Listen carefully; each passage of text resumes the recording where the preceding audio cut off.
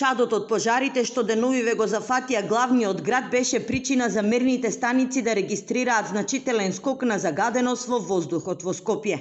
Со согорување на отпадот во депониите, но и со пожарите, се ослободуваат високи концентрации на токсични компоненти, кои штетно влијаат врз здравјето на луѓето, објаснува професор доктор Дејан Мираковски, еден од експертите за мерење на загаденост на воздух во лабораторијата Амбикон при Штипскиот универзитет. За жал, пожарите на депониите, посебно на тие диви депонии, каде што не го знаете ни составот на отпадот, на материјалот кој што е депониран, се многу опасни, бидејќи емитираат состојки во кратко време високи концентрации на многу токсични компоненти, се шират низ во близината на местото каде што настанал пожарот, и тоа е една од причините која што дополнително го загадува воздухот. Ние имаме проблем, но во текот на зимата. За жал, еве и во текот на летните месеци ни се јавуваат високи концентрации на загадувачки материи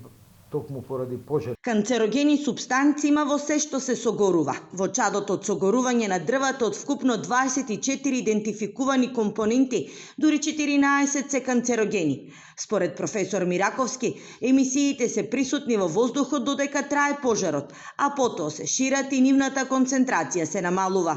Професорот алармира дека најопасно е да се биде директно до чадот. Да, емисиите се присутни во воздухот додека трае пожарот. Генерално тие се или дисперзираат во многу широк простор, неограничен простор, па се намалува нивната концентрација и не е опасна веќе за здравјето, или се таложат во околината на пожарот, генерално покрупните честички. Другото се расејува во многу широк простор и се намалуваат концентрациите.